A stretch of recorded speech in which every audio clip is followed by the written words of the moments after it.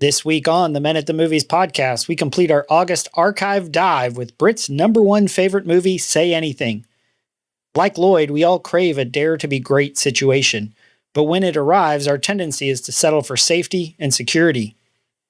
Even when we decide to get involved, we're surprised when life hits back. But what we learn is that even though we want to use our strength to fix things, sometimes the hardest thing to do is simply be there. The world is full of guys. Be a man. And let's discover God's truth in this movie. The movies and stories we love are gateways to see ourselves and God in new ways. Every great story borrows its power from a larger story, the story that's written on our hearts and woven into the fabric of our very being.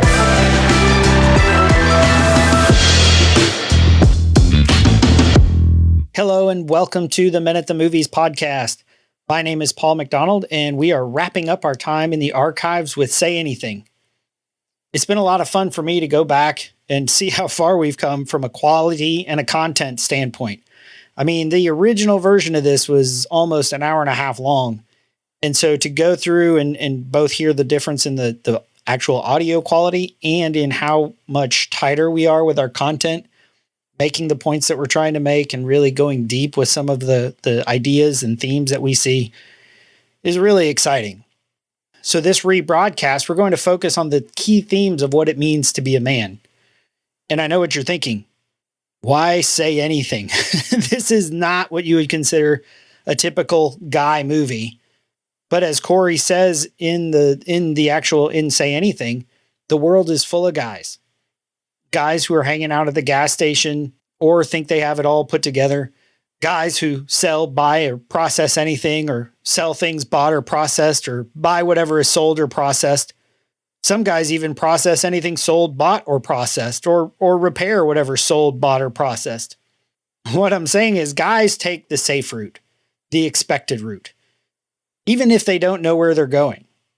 But because it's expected, because it's what they think other people think men look like, that's what they do.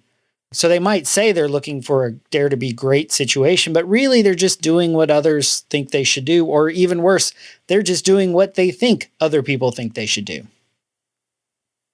So when I was looking back through our original couple months there of episodes, this one jumped out at me because it is a different from your stereotypical guy movies, but because Lloyd offers a great roadmap to finding our true purpose in life. And so when we were talking about which movie to do early on in the life of the Men at the Movies podcast, it should really come as no surprise what Britt's response was.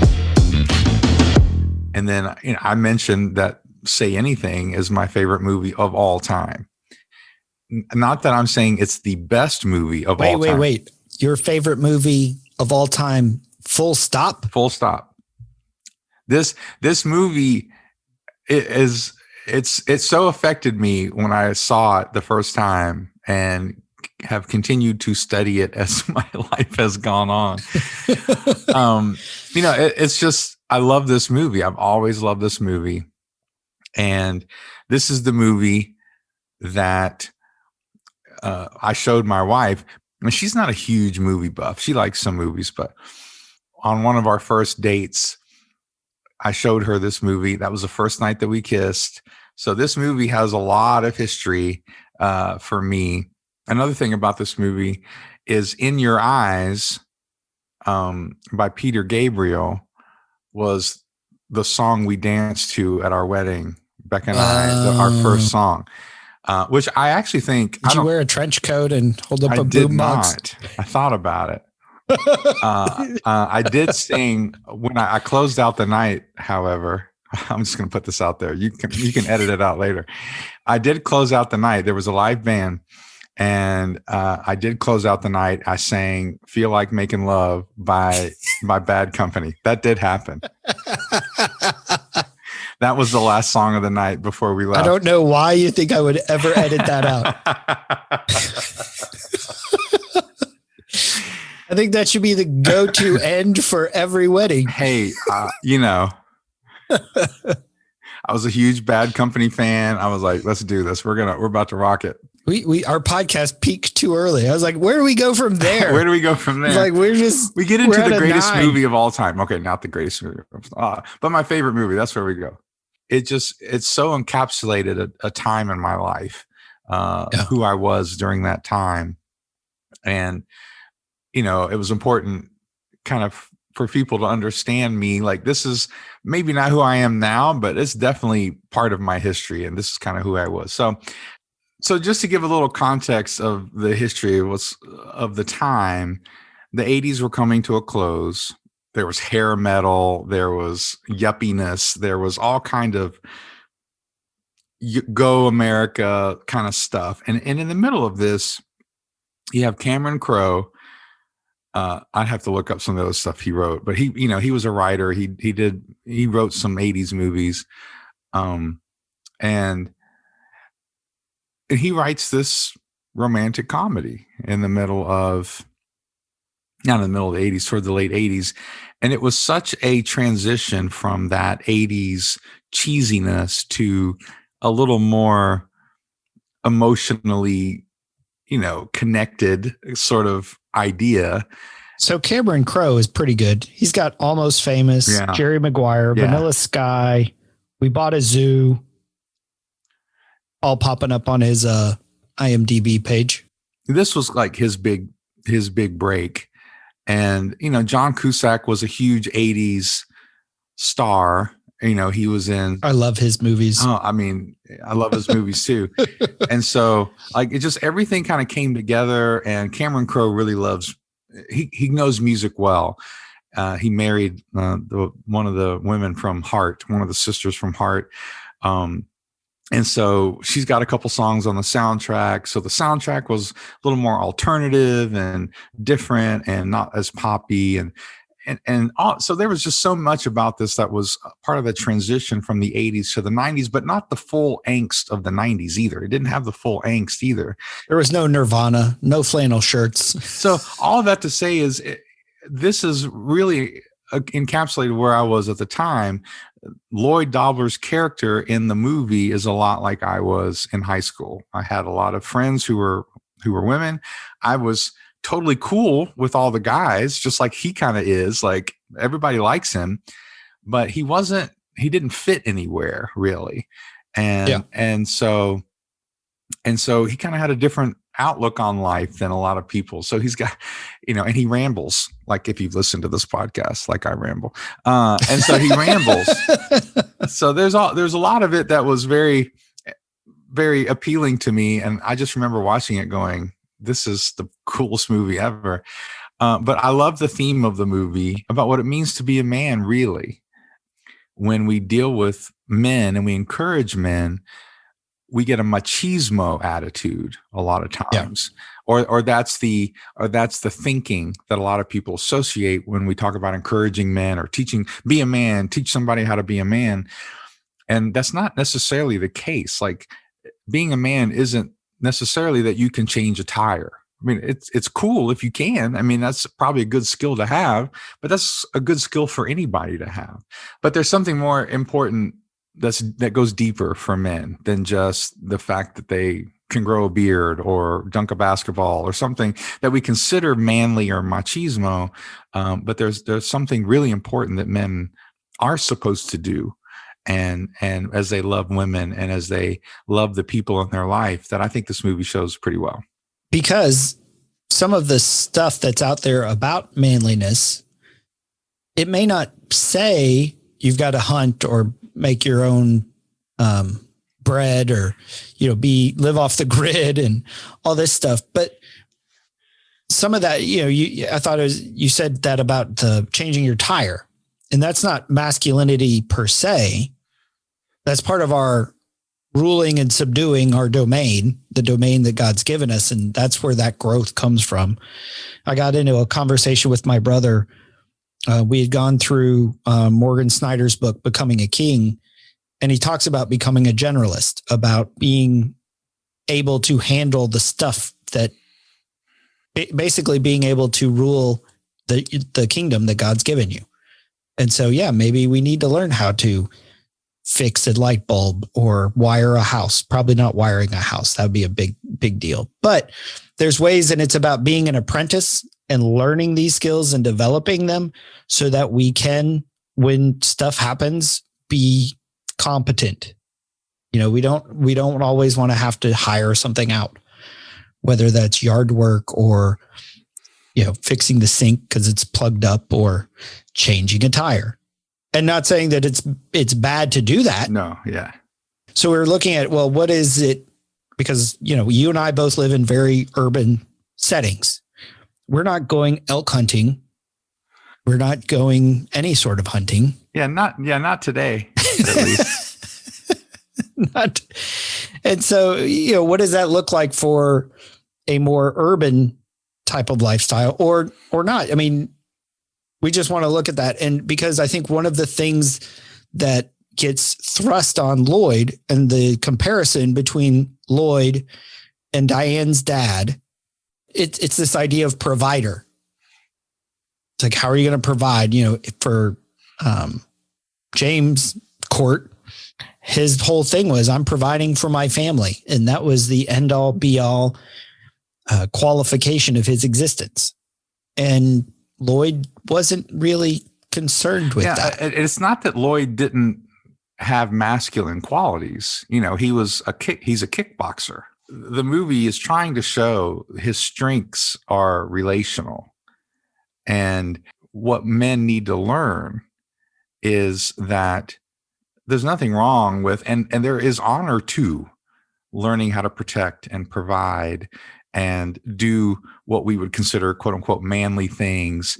But people aren't necessarily shouldn't be boxed into those roles at the same time. If a man doesn't like to go hunting, like we shouldn't make him feel bad like he's any less of a man. Like there are characteristics that can still be aggressive and protectorish about men, but they don't necessarily look like everybody else's. And so this movie is trying to show like what did Diane really need to be provided for? What was her real need? And again, this, as someone who was growing up during that time, the clip that we'll end up playing, I could quote most of it, if not all of it, now, but just what are you going to do with your life? Well, I don't know, but I know I'm going to do this. And people will look askance at him for that. And I was kind of that way. That's kind of how I was, where it was like, I don't know what I'm going to do with my life, but I know I'm going to love people. So the movie starts out with Lloyd with his female friends, and they're looking at him like he's crazy. Like she's the valedictorian.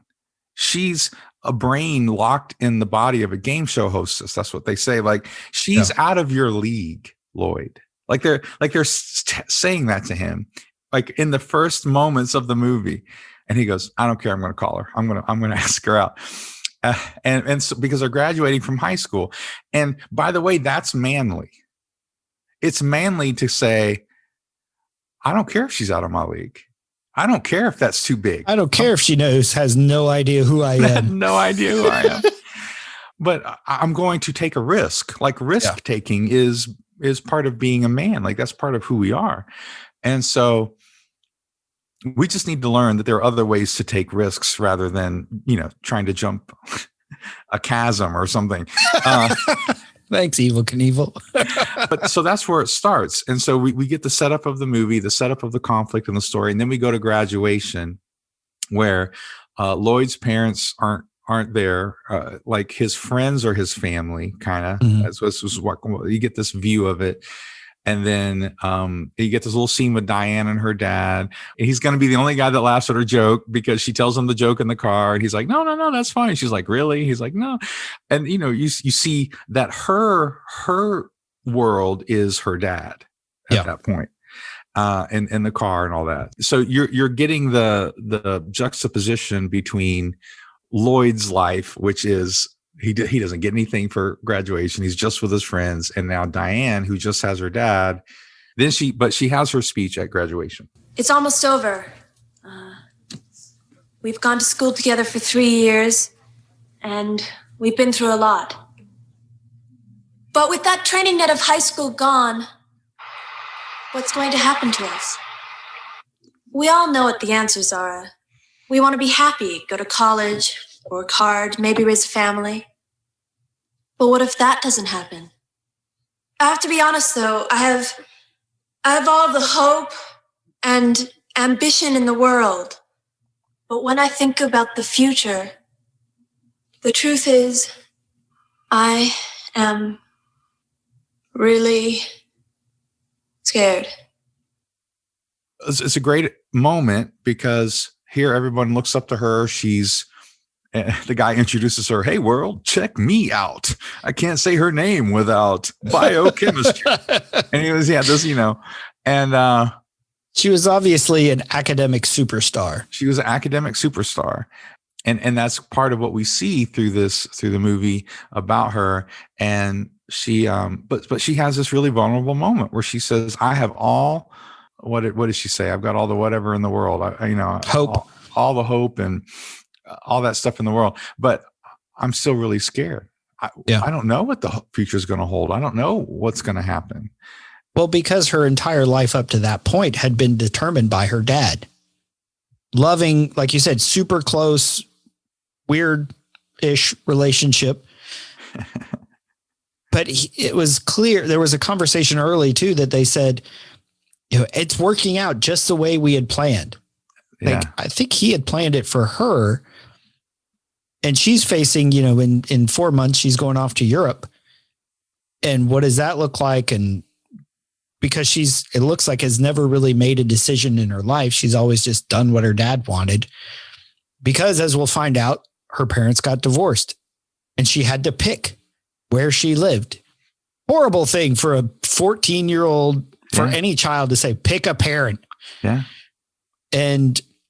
But they have to do it sometimes. I mean, that's a real thing. Yeah. And I can't imagine how painful that has to be and how much guilt and pain for both parents, for the kid, for all that. But she picks her dad. And so, you wonder it's a fictional story,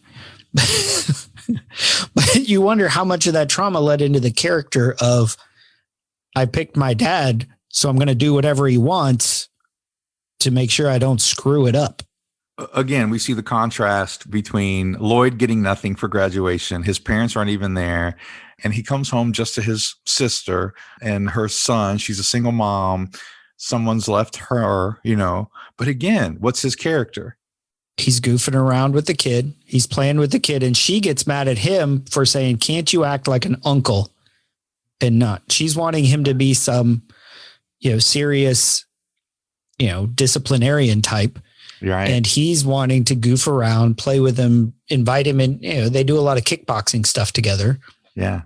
But with Diane, like you said, she gets a car and then she gets jewelry or something. Yeah. She gets something else.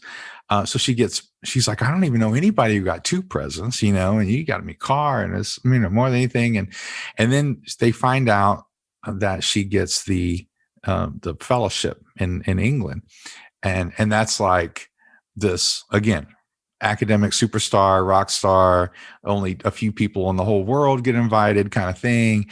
And she's like, well, I'm going to have to go on a plane, and they explain that a little bit more later. But in the midst of all this that's going on in her life, the problem begins, which is Lloyd calls her up. This dude she doesn't know calls her up and asks her on a date. And his talking with her is nervous. He can't, his sister, first he left her a message with the dad and he just wrote the name down.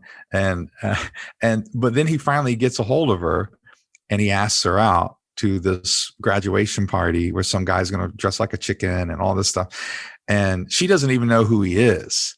And in the end, she finally says, okay, I'll go. But he makes her laugh.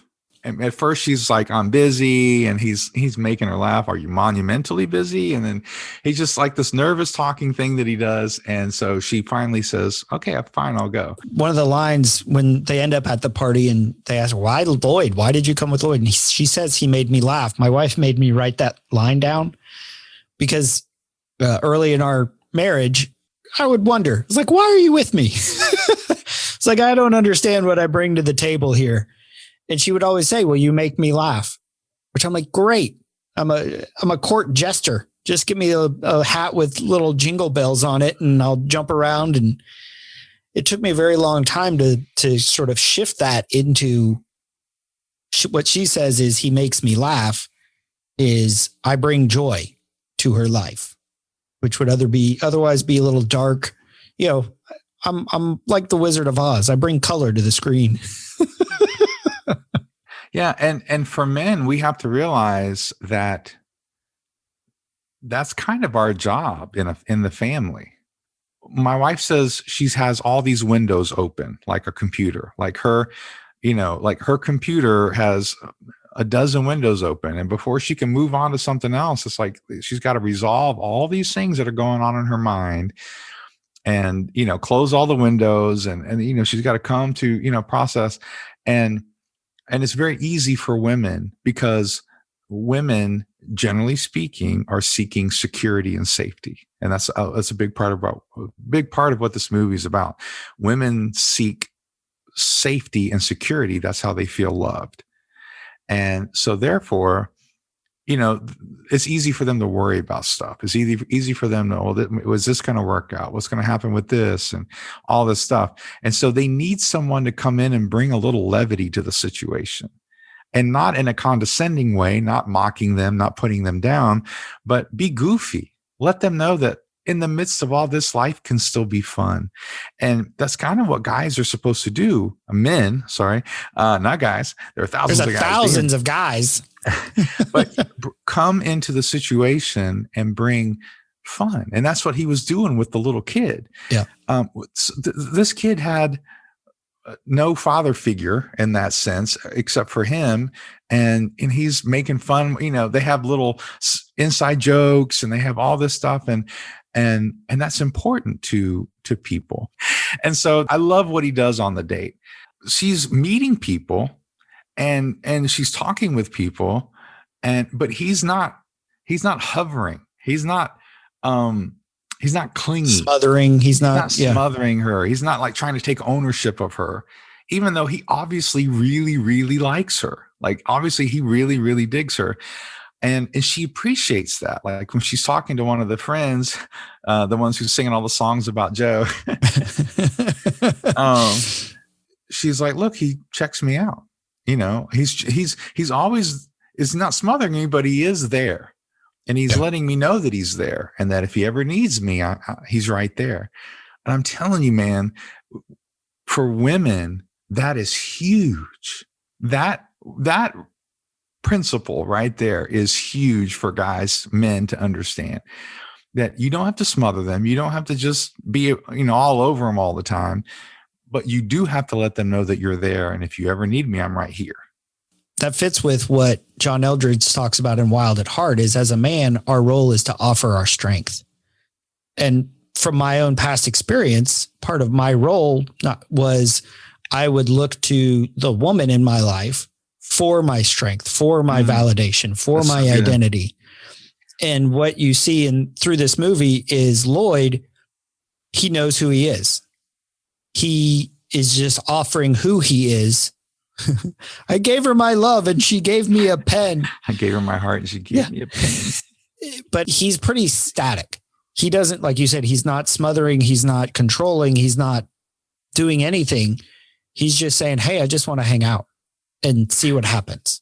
And also he's not disengaging from his other friends. Like he's around when Corey is singing, Joe lies or whatever. He's around when she's singing that stuff. About Joe. And then when Joe is like trying to go talk to her, he steps in. Like all of this stuff is actually real manhood. Like this is what I'm talking about. Like all of the stuff that he's doing, even though he's not your prototypical provider making lots of money, the kind of the yuppie ideal of the 80s, he wasn't that guy, but he's very manly in the sense of he takes action. He steps in and he says, dude, what are you doing? You're going to hurt her. And he's like, why do you think I keep her songs, her tapes, man? They're going to be, the dude's like an idiot, but he doesn't punch the guy. he reasons with him. Like there's just so much about it that's actual manhood that I think a lot of people can miss if they don't realize, like, these are the things that we need to learn as men. Like, because we would think a man would be like, I'm just going to kick your butt if you don't leave her alone, or threaten him or something. But he's like, he's trying to reason, man, she's written 65 songs about you, Joe. Just leave her alone. And then he has this conversation with the guidance counselor right there in the party. She's like, we never talked about your future. So that's this conversation. It all says the same thing. You have to decide on a career. My dad's a lieutenant colonel in the Army. He wants me to join. He wants to pull some strings. I mean, there's no possible way. Let me just make an appointment for you at Seattle Junior College. You the key master? Yep. I'm not going to go to Seattle Junior College. I mean, I've got to be honest with you. I'm not looking for that. I'm looking for something bigger, I'm looking for a dare to be great situation. Lloyd, everybody in that party put something on their record except you. How many of them really know what they want, though? I mean, a lot of them think that they have to know, right? But inside, they don't really know. So, I don't know. But I know that I don't know. I love it. I'm looking for a dare to be great situation. Right? They don't, you're 18. You don't know what you want. You have no idea. Yeah. But they're just putting it on there. And he's saying, I'm not going to be tied down to something that somebody else wants for me. In, stark contrast to Diane, who's, my dad wants me to do this, so I'm doing it. He's like, my dad wants me to do this. I don't think I'm going to do that. It's not for me. I can't support that corporation. That's the best line. As will come up in a couple of minutes. It's what makes us like Lloyd is he doesn't BS people. He's real every time. He doesn't lie. He's honest. And again, what's the name of the movie, right? Say Anything. Like he is the embodiment of what she thought she had, right? With her dad. He's the embodiment of that. He's going to tell her exactly what he thinks. He's not going to roll over people. He's not going to argue people. He's going to say, look, I don't know, but I know that I don't know. Like, right. I'm confident in this reality that I just don't know. And I'm not going to fake it like these people. I'm not going to do fake stuff. Yeah. And again, that just really appealed to me. That's kind of who I was. I'm like, I don't know what I want to do. I'm going to try this.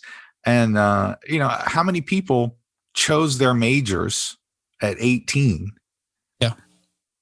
And then some of them would finish college with that major and then get a job doing something completely different within a couple of years. I mean, this happens all the time. And so he's right. Like we don't know what life's going to throw at us.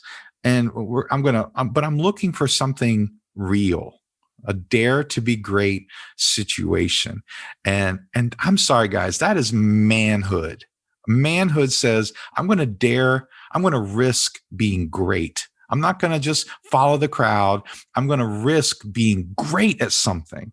And in the movie, it's maybe not what we would all pick, but I think it's important that it is what he picked. I think frequently we get tempted because our hearts say, I want a dare to be great situation. Good. But our temptation is to settle for what's safe, for what's available, settle for, you can go to junior college, and I'm not knocking junior colleges. I'm not. No. But we're looking for an invitation from God to step into something. A buddy of mine, he would always say when I was considering a job change is, are you running from something or running to something? And Lloyd wants to run to something. And so as we're looking at life, we're kind of surveying our world around us. There may be things that we're not happy with, but instead of just jumping from whether it's job to job or, kind of searching for some sort of relief or medication, say, okay, well, where is God inviting me? And in this case, it turns out to be, I just want to spend as much time with Diane before she leaves as possible. And that is it. That was the end of his expectations and his whole plan. He says, I know what I know. I don't know what I'm going to do the rest of my life, but here's what I know. I want to spend as much time with you as humanly possible until you leave for London. Yeah. You're going to leave for England in 4 months, and I want to spend as much time with you as I possibly can. And so he gets the second date, and she made the second date with the parents. And it's from the trailer. That's where Corey and I forget, DC or whatever her name is. They're talking. They're like, this is a kiss of death for Lloyd. He's got the nervous talking thing. And he like, why would she do this to him? And then they said, if you were Diane Court, like rock star brilliant with the body of a game show hostess, was what they said in the first, scene of the movie. Would you, she's way out of his league, but would you fall for Lloyd? And they all went, yes, I would. You know why? Because he's been their friend. He's been there for them. Again, they know who he is. They know who he is. They know the quality of his character, which she says, I'm a good person. Lloyd's a great person. That's what she tells him at the party. And so he's sitting there with not just her dad, but he's sitting there with her dad and like business associates, the accountant or lawyer or something. And then Jim, the dad of the daughter that you're dating. Like, how many of us have ever had this experience where the dad is kind of starting to grill us and we get all nervous, but he doesn't really he gets nervous, but he says, what are you going to do with your life? What are your plans for the future? Spend as much time possible with Diane before she leaves. Seriously, Lloyd? I'm totally and completely serious. No, really? You mean like career? I don't know. I've thought about this quite a bit, sir. And I would have to say, considering what's waiting out there for me, I don't want to sell anything, buy anything, or process anything as a career. I don't want to sell anything bought or processed, or buy anything sold or processed, or process anything sold, bought, or processed, or repair anything sold, bought, or processed. As a career, I don't want to do that. So my father's in the Army. He wants me to join, but I can't work for that corporation. So what I've been doing lately is kickboxing. And so just, as a background, the dad owns a retirement home, like an old folks home. And that's where he's gotten money, and Diane works there. And there's been some, there's some interaction with the old folks home, but it's at the party, I believe, when the IRS shows up and says, it was right after this conversation, says, we just want you to know we're going to start an audit or investigation or whatever for these years. And so now Diane's world. So first Lloyd throws her world for a little bit of a loop because she wasn't expecting this. Wasn't expecting this sort of relationship. And then her world goes for a loop because not only was she not expecting to have a guy she was interested in, like this whole stuff with her world is now chaos because the IRS is investigating her dad for like tax fraud and money laundering or whatever he was doing. So now there's conflict, and she doesn't know if she can be dating. And he's like, no, we're just friends. And so there's this sort of conflict that's kind of going through. And the dad keeps pushing her to break up with him. You're going to leave. There's no reason to hold on to this. He's going nowhere. He's going nowhere. He's a distraction. You got to cut this guy loose. And as stuff gets worse and worse for her dad, she gives into that. She gives in to that idea of safety, because that's the idea of safety that she knows. Well, this is the guy who gives me stuff. This is the guy who has provided for me. He's always been there for me. I can be honest with my dad. She trusts him. I trust him. And I'm just going to go with what he says. And so she ends up breaking up with Lloyd. He's ready to say, I love you. Yeah. And he says it. And right after that, she breaks up with him and gives him a pen. So he can write her. You can write me letters. Right. Well, and that's what her dad says. Again, she's participating in this one idea of security and safety, where her dad says, just give him a pen. And she says, never in a million years would I give him a pen.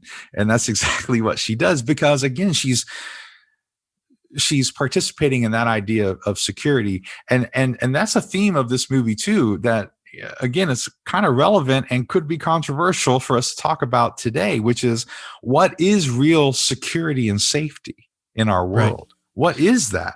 Well, and that's what she talked about in her graduation speech. We're going to go to college, make a little money, maybe have a family. But what do we do if that doesn't happen? And we all have these plans, unless you're Lloyd. We all have plans for 5-10 years from now, and then get frustrated because it's not happening today. And what Lloyd is able to do is live in the moment. Like, yeah, I think I'd like to do this. I'm preparing as if I'm going to do this. But even so, he ends up with a job teaching kickboxing to kids. He's like, I get to come and they pay me. This is great. And who wouldn't want a job doing something they love? Right. Like if we got money for this podcast, that would be great. To talk about movies? You're going to pay me for this? Actually pay me for this? Yeah. And so again, we see those characters, they're getting closer and romantically, and she breaks up with him and gives him a pen. I'm going to England, write me. And he's running around, he's driving around trying to get her off his mind, but he's talking into the tape. He goes, look, maybe those guys at the Gas and Sip are right. The guys that are drinking beer on Saturday night at the Gas and Sip, maybe they're right. He said, I just never thought those guys had any answers, which again, that's his character, but he's starting to doubt himself because he went all in. This was a dare to be great situation, and he went all in and he got his heart broken. At the trailer, they said, we just don't want you to get hurt. He said, I want to get hurt. I want to get hurt. Guess what? You're going to get hurt. Guess what? But again, we have to realize as we get involved in these dare to be great situations, life is going to hit back. Like we go all back into the Rocky movies, right? Like you're not getting in the ring with someone who's not hitting back. Like life will hit you back. And we have to be prepared for that. Like who's going to play football and not realize like they're going to hit you hard. Don't play football unless you're willing to get hit hard. So he ends up going to the gas. Joe is there and some of the other friends from the party, they show back up and he goes to talk to the guys at Gas and Sip. Lloyd, man, no babe is worth it, dude. No. Listen, hang with us, man. We'll teach you Bibles for Right, the truth. right. Lloyd, man, you can't even trust them, man. That's Because right, you know what it's man. about? They spend your money and they tell their friends everything, man. It's about economics. They tell them everything. Man, all you gotta do is find a girl that looks just like her, nail her, and then dump her, man. Get her off your mind. Your only mistake is that you didn't dump her first. Diane Court is a show pony. You need a stallion, my friend. You walk with us and you walk tall. Walk tall, my man. I got a question. You guys know so much about women. How come you're here at like a Gas and Sip on a Saturday night, completely alone, drinking beers, no women anywhere? My choice, man. That's right, man. It's a conscious choice. It's a choice, man. Choosing to be where you want to be. Wisdom of the sages right there. That's so great. And then he gets upset and he says, man, you don't know what it was like. We didn't even have to go out. We could just hang out. He said, I could just be myself around her. And I was walking around feeling satisfied. He said, can you imagine that? I just was walking around feeling satisfied. And after we watched the movie the other night, because I finally showed this movie to my kids on Valentine's Day. And my wife looks at me later. She goes, are you satisfied with me? Ooh. And I said, absolutely, I am. Like that's why I'm with you. Like you make me feel like I can just be me. Like doing stuff is extra. That's fun, but we don't have to. But we still enjoy one another, just being together. And then he gets upset and he goes, man, I don't even feel that way about my car. And then one of my favorite lines is he's back in the car with the tape player and he goes, that was a mistake. And see, I knew guys like that. Again, right. I totally related to this movie. I was like, I knew guys like that if you went to them for advice, it was, dude, are you getting any? There was all these other machismo sort of things that you should have dumped her first, man. You should have dumped her first, man. And man, hey, I know this other girl. And Joe says that, man, he says, name any girl in Seattle. I'll set you up with her. He says, I want Diane Court. He goes, no can do, bro. Like this is one girl I can't set you up with. But it's such a great scene because he's trying to figure out what does he do in this situation. He gave his all and he's a kickboxer, so he's getting hit back. And so he's got to figure out, how do I do this? I think it contrasts to a scene where the next clip we have, because right here you've got a bunch of guys hanging out, sitting at a Gas and Sip. Like I said, the wisdom of sages right there. And so it's very careful because we talk a lot about the importance of community here, but the brotherhood to get you through these rough spots. But you need to have criteria. Good. Dan Allender says, find like-hearted kings and make treaties with them. And when they're at war, you're at war. But the important piece of that is like-hearted kings.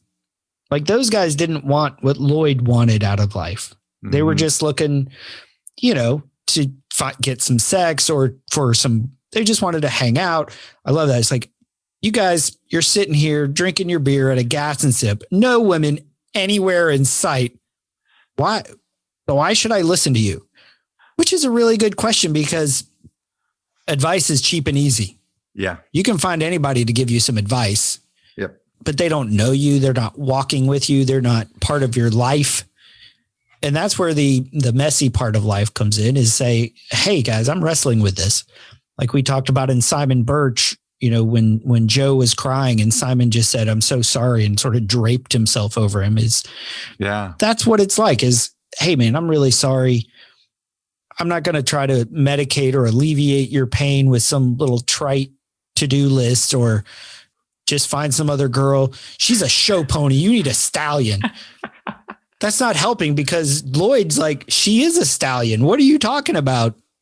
So we get this struggle with Lloyd and he's close to giving up basically in this clip that we're going to share because he has kept reaching out to her. And that's kind of what this clip is going through. And we all get there as men. We want to give up because life does hit back. And so now he's having this conversation with his girlfriends. Look, why don't you just call Diane again? I draw the line at 7 unreturned phone calls. Lloyd, you have to understand her family is being ripped apart. Like you and she were ripped apart. Like Joe and I were ripped apart. Visit her at the home. I'm not going back there. I don't even know who you're talking about. Lloyd, why do you have to be like this? Because I'm a guy. I have pride. Oh, you're not a guy. I am. No, the world is full of guys. Be a man. Don't be a guy. She wants me, she can come to me. I love that differentiation between what's a guy and what's a man. Yeah. Because he's listening. He's holding on to his pride. Yeah. He's holding on to his, she wants me, she can come get me. And I draw the line at 7 unreturned phone calls. And this is where we pull a little Bible here, because as men, we are called to treat our wives as Jesus treated the church. And then you look in Philippians, and Jesus did not consider equality with God something to be grasped, but lowered himself. So good. He didn't consider, as men, we frequently say, if I'll do this, if I get this. Our reaction, our action is based on the response. And Jesus pursued us. He did not consider his rights or respect or what it took. He didn't care what people thought. He just pursued them. While we were yet in sin, Jesus died for us. He loved us. And the dying part, I think, is a little over focused on because he lived for us. He lived for the people. He touched lepers, which was not done at all in that day. He touched people. It talks about the woman with the issue of blood came up and touched his cloak. According to the ceremonial law, that means, hey, you got to quarantine yourself for a week, dude. And then you got to hope the priest will, kind of cleanse you. And he just kept on trucking. He didn't care about who touched him. He didn't care about what he thought. He entered into those places. I'm not going there. Jesus never said that. Jesus just went there. So like you said in the first scene, I want to get hurt. Okay. Jesus showed up. The Bible says this. Jesus showed up knowing he would get rejected. Yep. Jesus asked out the girl knowing she would say no. Yeah. Knowing he loved her, knowing she was in corruption, knowing that he was, it's a bigger deal with Jesus, right? Right. what his love and what his love was out to do. And if he had, thank God he didn't have that sort of pride when he decided he was going to love me, because how often was he trying to reach out to me and I did not return that phone call. Right. I know that's very cheesy. Like that's an 80s DC talk song or something ready to happen. Your podcasts are blending together. It is. But that's what happens is God is reaching out and pleading. And like you're saying, like if he had done it with pride, Jesus says, if you want to be great among men, be a servant. Don't be over them. Be a servant. If you want to be the greatest, be a slave. Like, I mean, to the Jews, that was unthinkable. Like, and not with the attitude of, look at what I'm doing. When my daughter moved out, we could say, I'm still doing her laundry. She was spending all her time somewhere else. And it's like, oh, I'm still doing her laundry, and getting mad about it. It's like, well, I can do one of two things. I can stop doing her laundry, or I can keep doing it, but with the attitude that I am serving her and loving her, even if she doesn't appreciate it and respond the way I'd hope she would. That's right. Love never fails. It never fails. And Lloyd in this movie figures that out. And he has a moment where he doesn't get it, because it's normal. Like I'm not putting anybody down that we want to quit when people reject us. That is human, and it is normal. There's no judgment there. Jesus didn't like it when people rejected him either. But then he says, hey man, you think you're better than me? Like, I think I mentioned this on another podcast. Like, they hated me, they're going to hate you. Like you have to get into this thing knowing life is going to hit you back, and that people will reject you, even though you are showing them love, even though you are trying your best to love them into the kingdom. But Lloyd does end up getting it. He ends up listening to his friends and realizing that's it. And so literally in the song, without a voice, without my pride, I reach out from the inside. And that's the song that he's playing from Peter Gabriel, when the boombox, the very famous scene with the boombox is over his head, and women just swoon over this scene, because what he's doing is he's saying, like he did at the party, I'm here. You see, you talked about offering our strength, but the way he did it was important too. See, guys, we think offering our strength means we get to step in and fix it for them. That's not all the time what women want. Like, sometimes we do need to step in, like he did with Joe, and like he did with, sometimes you do need to step in, but sometimes it's just, I'm here.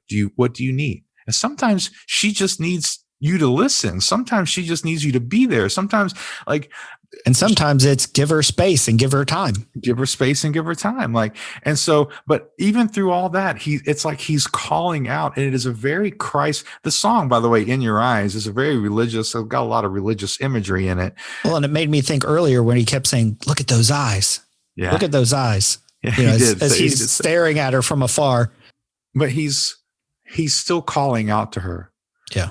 Without my pride, I have no pride. I just love you. I just love you and want to be with you. And what men need to realize is that is what makes a woman feel cared for and provided for. Now, I'm not saying you don't need to pay bills. We all need to pay bills. Okay. There's something honorable and manly about, taking care of business, but you can do that, and still your wife, you can pay all the bills and provide everything for her, and your wife still not feel provided for, still not feel like she can still feel unsafe with you, even though you have locked every door in the house, right, and put the best security system, most, you can do all of that, but in the end, she can still feel unsafe in the house with you. And that's where the movie goes. That's where the movie goes. Because Diane discovers her dad has been lying. And as you mentioned, all the money in the world didn't make her feel safe and secure. That's right. But she said, we had a thing. We could say anything to each other, but you broke the rules. She runs to Lloyd. I'm sorry. What do you want? My father's guilty. He lied to me. He lied to everybody. I just left home. I need you. You do? Everything else means nothing to me. If I hurt you again, I'll die. Hurt me again. Another chance. Don't worry about it. I love you. What? I love you. How many more times do I have to say it? One more time would be nice. I love you. Please. I love you. One question. You're here because you need someone or because you need me? And I love that question because he takes that. He says, are you here because you need someone or because you need me? And then he waits a few seconds and he's like, doesn't matter. Because remember, he said, I gave her my love. I gave her my heart and she gave me a pen. But that was the first time she said, I love you. That's just that, it was at that moment where he said, she needs me. Am I going to hold on to my pride or am I going to hold on to her? Yeah. We've got the contrast. And it seems insecure to some people for Lloyd to say, I don't know what I want to do, but I know that I don't know. But here's what I do know. I'm going to love this woman. What guys need to realize is you can make your plans. You can make your investments. You can do all this stuff. And guess what? It can all be gone tomorrow. There is no guarantee for that stuff. So where are you going to put your energy? Where are you going to take your risks? Where are you going to dare to be great? Because here's what a woman needs to hear and what we need to say is that I don't know what the future holds, but I know I'm going to love you no matter what. Because that's reality. That's what women need to hear. Because women will stick with you through almost anything. I'm not if you cheat on them and stuff, but I'm just saying like if you're willing to say, I'm going to love you and do anything for you, not out of pride, not out of negotiation, not out of manipulation. We're going to be in this together. No matter what happens, we're both going to handle it as a team, as equals, not as me telling you what to do because I'm the man, but we're going to be in this together. I'm going to support you. I'm going to support, and we haven't even gone over that he was literally saying, I'm going to sacrifice so you can use your talents, so you can use your gifts in life, so you can have what the opportunities you have in front of you. But that's love. That's what made her feel secure. That's in the end, that's what she realized. Like, no, that makes me feel safe and secure. Not the money, not the worldly things, because the worldly things are temporary, but love never fails. Love doesn't fail.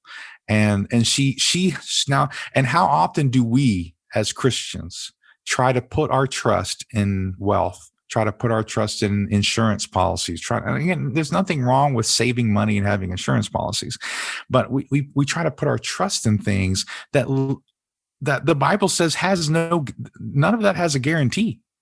Don't store for yourselves treasures on earth where Jesus says, don't even do it. Store up for yourselves treasures in heaven where nothing can take that. That's your dare to be great situation. Store up your treasures in heaven. That's a dare to be great situation. And so, and again, I have a house. I'm not, I have a bank account. I'm not saying but we definitely need to learn how to travel light because the more stuff that we have, hold it loosely, man, because all these things are temporary but there are only two things that are eternal in this world. Are you ready? The word of God and the souls of people. Those are the only two things that are going to last forever. Everything else is temporary. Everything else is temporary. And that doesn't mean you treat everything else like crap. But what that means is you put it in its proper perspective, that people are more important because they're eternal. Yeah. C.S. Lewis said, "You've never met a mere mortal." Right. Good. Yeah. Yeah. You've never met one. So he realizes that, and he realizes that to such a degree, by the way, that before they go to England, he takes Diane to the jail to try to reconcile with her father who hurt her. If that's not a Jesus moment, by the way, I don't know. That's one of the most Jesus moments ever, because that is the love of God saying, look, I know he hurt you, but you really need to fix this. You can't let this just simmer. It's so amazing to me that he put that in there. Am I going to England? Thought about it quite a bit. And I've realized what I probably should do is just carve out a goal for my future and find out what I want to do with my life. Do all that stuff that I've been avoiding in a big way. I mean, Diane and I can wait for each other, right? What's she going to do? She's going to run off with some English guy? There's no way. Well, Lloyd, I admire you for not hitching a ride. You know, my daughter's a lot different from you. I know. She's very successful. I know. Very talented. I know. But then I reconsidered.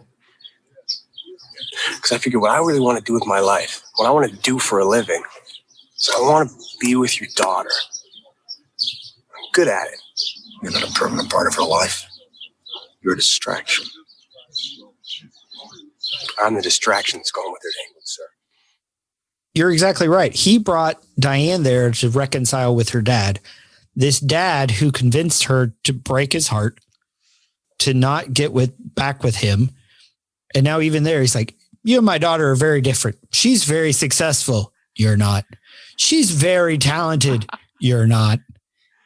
And then you're a distraction. And then he stands up. He's like, I'm the distraction that's going with her to England. Lloyd would have been completely within his rights to just stand up and walk away. But he had a letter from Diane that was like gold to the dad. And he still loved the dad. He's literally loving the dad. He's cheering for him. He said, she wrote 2 letters. Yeah. I read them both. I don't know which one she put in the envelope. Look at the end. If it's the one, I still love you, or whatever. I can't help loving He's cheering for him. He's cheering. I can't help loving. He's cheering for reconciliation. That's what God does. God's like, I know there's pain. I know you've hurt each other. I know people are corrupt, but he's not just hoping for reconciliation with himself, like we talked about before. It's also reconciliation with each other. But he's trying to facilitate reconciliation between Diane and the dad. And Diane does come up. Yep. And Jim is, I'm so sorry. And, blah, blah, blah. And she gives him a pen and says, write to me. Write to me. I wanted to say goodbye. Here's a pen. Write to me. And he's the one that she actually says, no, this is not love. This is not the love that I'm looking for. And then they get on the plane, and it's, in my opinion, one of the best last scenes of a movie ever.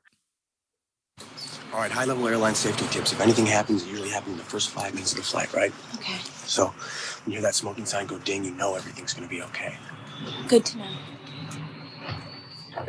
Nobody thought we'd do this. Nobody really thinks it will work, do they? No. You just described every great success story. Where's the ding? It's coming. Any second now. Any second now. Lloyd wrote her a letter after they had sex and showed it to his girlfriends there. He was like, I've dreamed about a letter like this. Have you ever gotten a letter like this? No. I've dreamed about it. She said, get ready for greatness, Lloyd. Because the letter said, I'll always be there for you. That simple. I'll always be there. And what you don't see in the scene that we played audio, but what you don't see in the scene is that when he tells her it's going to be okay, and she looks at him, she's not afraid. And she looks at him and she says, I know. In other words, she knew it was going to be okay before the ding, because she felt loved. She already felt secure and loved.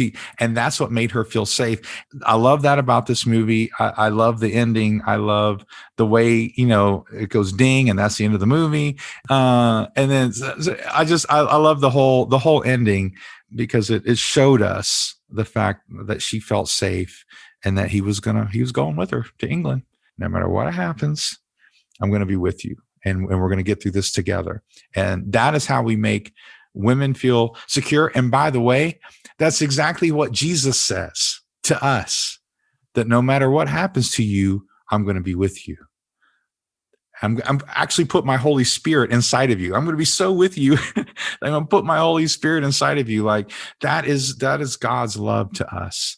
And there's and that's what we rest in. And that's what our wives need to rest in with us. So as we wrap up this episode, how many of our wives or our children need to hear that? No matter what happens, I will be with you. How many of us need to hear that? I know I do. I know I need to hear that a lot of times. And God says that throughout the Bible. God told Joshua, do not be afraid, for I am with you. In Isaiah, do not fear, for I am with you. And in Matthew 28, when Jesus was leaving, he told his disciples, he had to remind them that he would be with them. Remember back in John 14, he says, I'm sending the Comforter, I'm sending the Holy Spirit. And in the Holy Spirit is Jesus. And through the Holy Spirit, Jesus dwells in our hearts. And so God actually lives in our hearts. And this whole concept that I've been thinking about resting in is the new temple is my heart. And that's a place of God's presence on earth, which is really just mind-blowing if you think about it.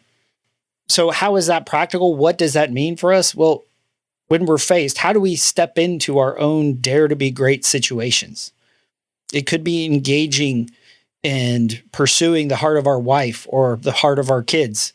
It could be engaging in something work-related where it's like, I've been doing this for 20 years, but I got an invitation to do something else that I know God is in. Or it could be relationally with guys, older guys to learn, younger guys to teach. So engage in those things, whether it's that difficult conversation with your wife, whether it's just turning off your phone to play with your kids, or just saying yes to something that sounds crazy, but God is inviting you into, and that God is with you. And that's the key piece to take away, I think, for us is he is with you even after the ding. So check out our YouTube channel. We're going to be talking about some stuff that we didn't really get into on this version of the episode. And it's at Men at the Movies. Super easy to remember. Share it. Please share it. Yeah, we want to ramp up. We want to do some cool stuff with our YouTube channel. Check it out. Share it. Subscribe. Do all the things. All the links are going to be in the show notes. And next week, we're coming back with all new content. Over the summer, I was able to have some awesome conversations with some new people and talking about some movies, some familiar ones and some less than familiar ones. So really, I think you're going to love the conversations and you won't want to miss it. I hope you enjoyed our look back into the archive, and I hope you join us next time here on the Men at the Movies podcast. Something inside has been awakened. I can no longer be who I was before. But if I am no longer who I was, who am I to be?